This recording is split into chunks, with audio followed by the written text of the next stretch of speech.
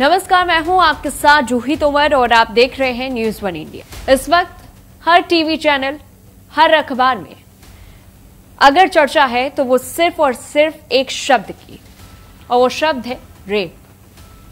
कभी अस्पताल में, कभी घर में, तो कभी स्कूल में। न महिलाएं सुरक्षित हैं और न बच्चियां। आखिर करें तो करें क्या?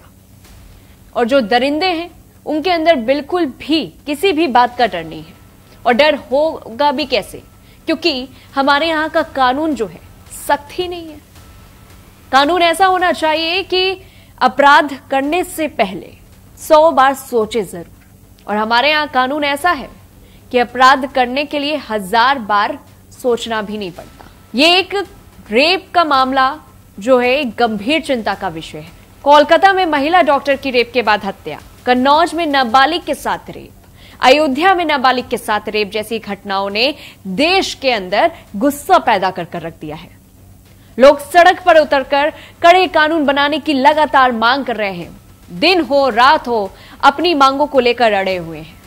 लेकिन जिस संसद के पास कानून बनाने का अधिकार है, वहां सैकड़ों ऐसे सांसद हैं जिन पर महिलाओं के खिलाफ अपराधों से जुड़े केस चल रहे हैं। जी हां, सुनकर आपको शॉक लगा होगा, लेकिन यह बात सच है। इस बीच एडीआर यानी एसोसिएशन फॉर डेमोक्रेटिक की ओर से एक रिपोर्ट जारी की गई है, और उस रिपोर्ट में यह खुलासा हुआ है कि 151 मौजूदा सांसदों और विधायकों पर महिलाओं के खिलाफ अपराध के मामले दर्ज हैं। इनमें से 1/3 से ज्यादा यानी 54 बीजेपी से जुड़े हुए हैं। इस लिस्ट में कुल 151 जनप्रतिनिधियों का नाम है जो इस समय देश की संसद और विधानसभाओं में जनता का प्रतिनिधित्व कर रहे हैं। एडीआर के मुताबिक इस रिपोर्ट को तैयार करने के लिए 28 राज्यों और 8 केंद्र शासित प्रदेशों में से वर्तमान में 776 में से 755 सांसदों और 4033 में से 3948 वर्तमान विधायकों के एफिडेविट का विश्लेषण किया गया है, जो इन विधायक या सांसदों द्वारा चुनाव लड़ते वक्त नामांकन भरते समय दिया जाता है।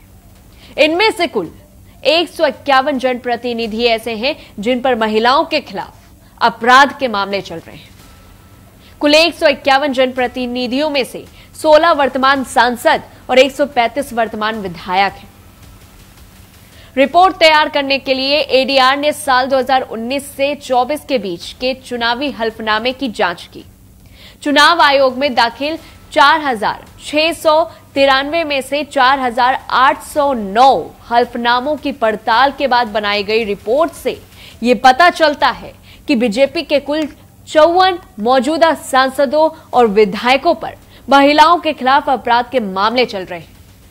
इसके बाद कांग्रेस के 23 और तेलुगु देशम पार्टी के 17 सांसदों और विधायकों पर ऐसे केस दर्ज हैं। बीजेपी और कांग्रेस दोनों के 5-5 जनप्रतिनिधि रेप के आरोपी हैं। आम आदमी पार्टी, बीएसपी, एआईयूडीएफ, टीएमसी और टीडीपी के एक सांसद या विधायक पर बलात्कार के आरोप हैं। तो भी नेता बन जाते हैं, तो भी कुर्सी थमाई जाती है। रिपोर्ट के अनुसार पश्चिम बंगाल 25 मामलों के साथ उन राज्यों में सबसे आगे है जहां महिलाओं के खिलाफ अपराधों से संबंधित मामलों की घोषणा करने वाले मौजूदा सांसदों और विधायकों की संख्या सबसे ज्यादा है। आंध्र प्रदेश 21 के साथ दूसरे और ओडिशा 17 मौजूदा सांसदों और विधायकों के साथ आरोपों का सामना कर रहा है। 151 में से 16 मौजूदा सांसद विधायक ने बलात्कार से संबंधित मामलों की घोषणा की है, जिनमें से 2 मौजूदा सांसद हैं और 14 मौजूदा विधायक। सुप्रीम कोर्ट ने 2020 में यह अनिवार्य कर दिया था कि राजनीतिक दलों को सार्वजनिक रूप से यह बताना होगा कि वे आपराधिक मामलों वाले उम्मीदवारों को क्यों टिकट दे रहे हैं।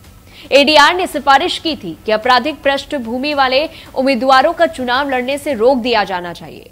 इसके अलावा एडीआर ने सिफारिश की है कि सांसदों और विधायकों के खिलाफ अदालती मामलों को तेजी से निपटाया जाना चाहिए और एक तय समय सीमा के भीतर उनका समाधान किया जाना चाहिए। पुलिस जांच की निगरानी अदालतों द्वारा की जानी चाहिए। मतदाताओं से यह भी आग्रह किया जाता है कि वे ऐसे उम्मीदवारों का चुनाव करने से बचें जिन्होंने महिलाओं के खिलाफ अपराधों और अन्य गंभीर अपराधों से संबंधित स्वघोषित मामलों की घोषणा की हो। इतना ही नहीं, एडीआर ने इस रिपोर्ट में संस्था से कहा है कि जिन पर रेप और महिलाओं के खिलाफ अपराधों के आरोप है उन्हें किसी भी सूरत में टिकट नहीं मिलना चाहिए। रिपोर्ट में सांसदों और विधायकों पर चल रहे आपराधिक मामलों की तेज सुनवाई और कड़ी जांच सुनिश्चित करने की सिफारिश की गई है। इसके साथ ही एडीआर ने वोटर से ऐसे आरोपों वाले उम्मीदवारों को वोट न देने की अपील की है।